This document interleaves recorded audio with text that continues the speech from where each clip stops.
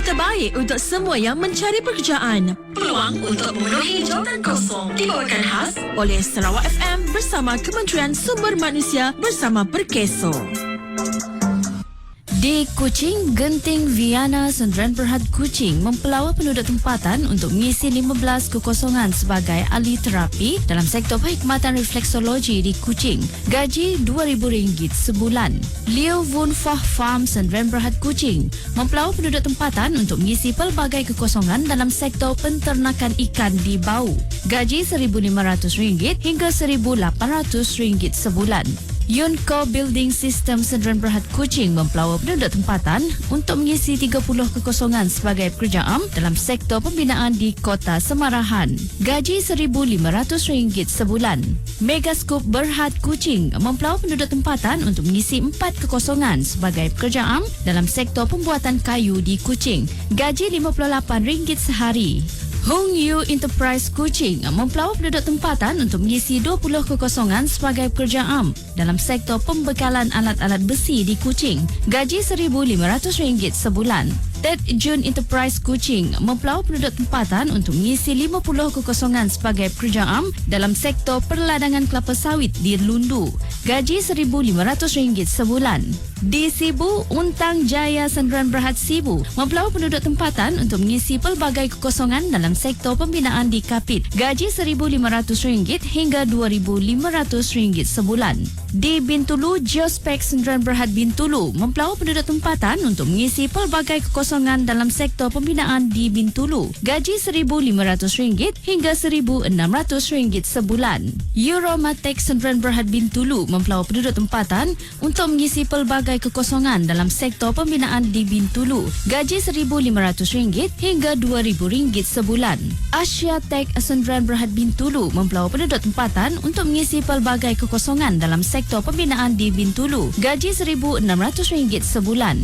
Poly Majestic Sdn Bhd Bintulu mempelawar penduduk tempatan untuk mengisi 200 kekosongan sebagai pekerja am dalam sektor peladangan kelapa sawit di Bintulu.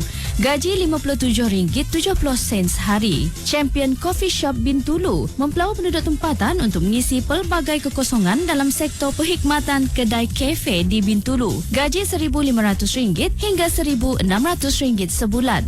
Menawan Wood Sdn Bhd Bintulu mempelawar penduduk tempatan untuk mengisi pelbagai kekosongan dalam sektor pembuatan papan lapis dan veneer di Belaga.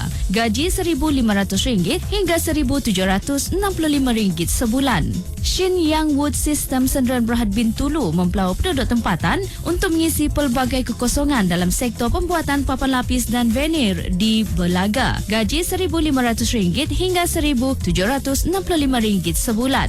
Di Miri, Anggun Enterprise Sdn Bhd Miri mempelawar penduduk tempatan untuk mengisi 10 kekosongan sebagai pekerja am dalam sektor pembuatan di Miri. Gaji RM1,500 sebulan. BHJ Enterprise Sdn Bhd Miri mempelawar penduduk tempatan untuk mengisi 20 kekosongan sebagai pekerja am dalam sektor pembinaan di Miri. Gaji RM1,500 sebulan.